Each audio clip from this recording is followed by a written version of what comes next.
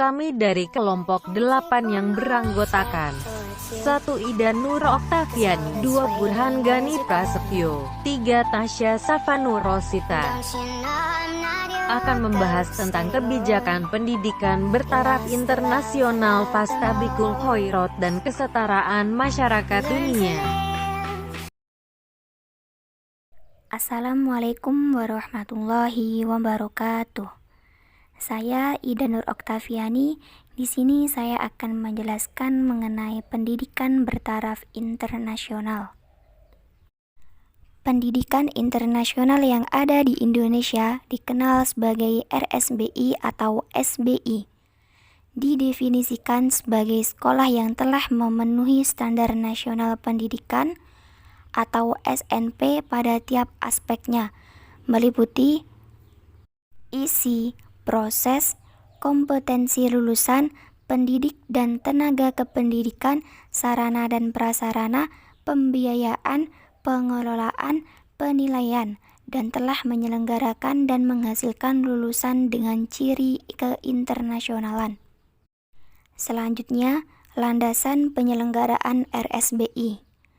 Yang pertama adalah landasan filosofis, meliputi eksistensialisme, yaitu keyakinan bahwa pendidikan harus menumbuh kembangkan potensi peserta didik seoptimal mungkin, serta esensialisme yang menekankan bahwa pendidikan harus relevan dengan kebutuhan yang diperlukan oleh peserta didik. Kedua, pandangan agama. Antara lain ditegaskan bahwa manusia diciptakan untuk saling mengenal dengan segala perbedaannya, dan bahwa kemuliaan manusia di sisi Allah terletak pada ketakwaannya.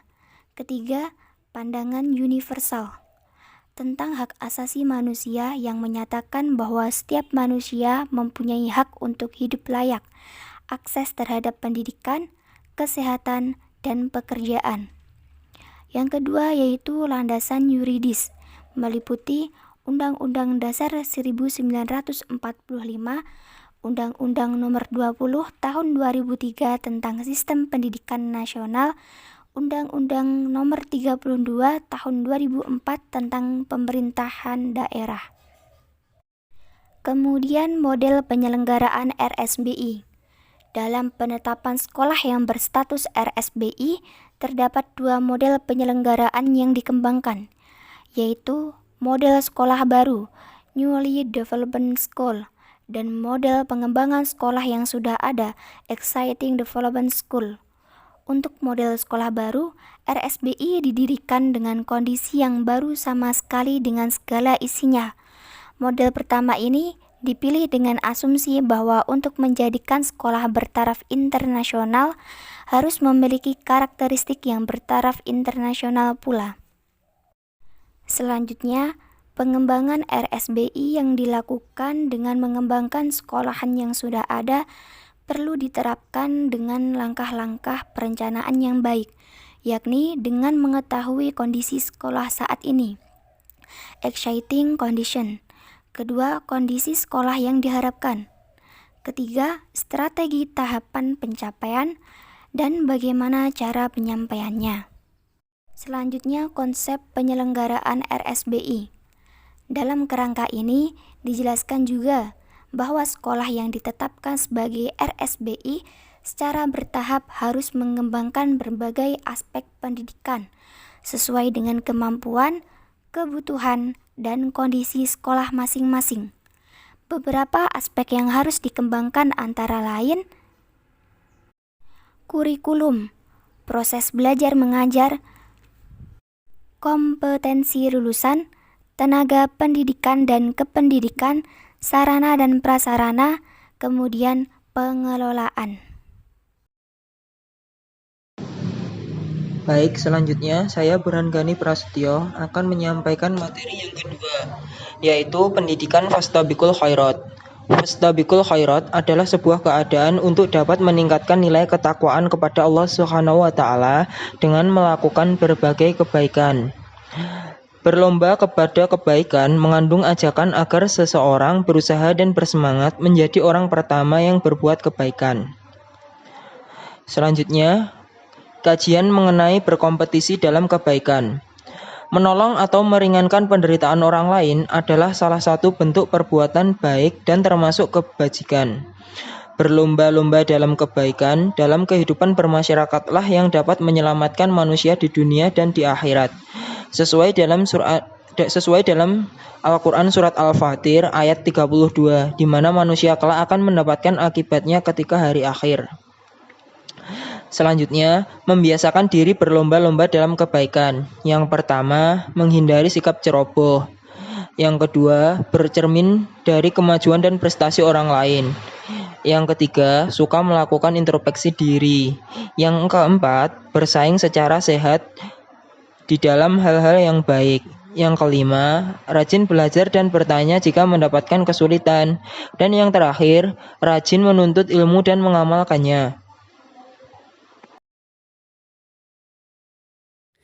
Oke, selanjutnya kita akan membahas tentang pendidikan kesetaraan masyarakat dunia. Sebelumnya, perkenalkan, nama saya Tasya Safanurosita, NIM 9321299919. Pendidikan kesetaraan sendiri merupakan program pendidikan non-formal yang menyelenggarakan pendidikan umum setara dengan SD atau MI, SMP atau MTS, dan SMA atau MA yang terdiri atas program paket A, paket B, dan paket C. Mengacu pada Undang-Undang Nomor 20 Tahun 2003 tentang Sisdiknas, anak usia 7-15 tahun wajib memperoleh pendidikan pada jenjang SD atau MI dan SMP atau MTS, kecuali bagi mereka yang satu, tinggal di daerah terpencil atau terisolasi sehingga tidak dapat menjangkau sekolah. Yang kedua, tidak bersekolah karena faktor ekonomi. Yang ketiga, bekerja mencari nafkah untuk membantu orang tua. Yang keempat, tinggal di masyarakat yang secara budaya belum menganggap pendidikan sebagai sesuatu yang hal penting. Dan yang kelima, tinggal di daerah bencana atau konflik. Untuk memberikan kesempatan bagi anak yang memiliki masalah-masalah tersebut, pemerintah telah menyediakan pendidikan yang setara dengan pendidikan formal yang dikenal dengan pendidikan kesetaraan. Selanjutnya yaitu tujuan pendidikan kesetaraan. Yang pertama, memfasilitasi pendidikan bagi kelompok masyarakat yang karena keterbatasan sosial, ekonomi, waktu, kesempatan, dan geografi dan tidak dapat bersekolah pada usia sekolah. Dan yang kedua, meningkatkan kemampuan peserta didik dalam mengelola sumber daya yang ada di lingkungan untuk meningkatkan taraf hidupnya. Dan yang ketiga, memberikan kesetaraan akademik. Paket A setara dengan SD, paket B setara dengan SMP, dan paket C setara dengan SMA, yang dapat dipergunakan untuk melanjutkan belajar ataupun untuk melamar pekerjaan. Begitupun fungsi dari pendidikan kesetaraan ini tidak jauh berbeda dengan tujuannya, yaitu berfungsi untuk mengembangkan potensi peserta didik dengan menekan pada penguasaan pengetahuan dan keterampilan fungsional, serta mengembangkan sikap dan kepribadian yang profesional. Selanjutnya yaitu penyelenggara pendidikan kesetaraan. Sesuai dengan prinsip penyelenggaraan pendidikan dalam Undang-Undang Nomor 20 Tahun 2003, maka pendidikan diselenggarakan dengan memperdayakan semua komponen masyarakat melalui peran serta dalam penyelenggaraan dan pengendalian mutu layanan pendidikan. Sehingga pendidikan kesetaraan dapat diselenggarakan oleh pemerintah maupun masyarakat melalui lembaga-lembaga seperti Sanggar Kegiatan Belajar atau SKB, Balai Pengembangan Kegiatan Belajar atau BPKB, Lembaga Pelatihan Kursus atau LPK, Organisasi Sosial atau ORSOS, Organisasi Masyarakat atau Ormas atau Lembaga Swadaya Masyarakat atau LSM, dan Pondok Pesantren.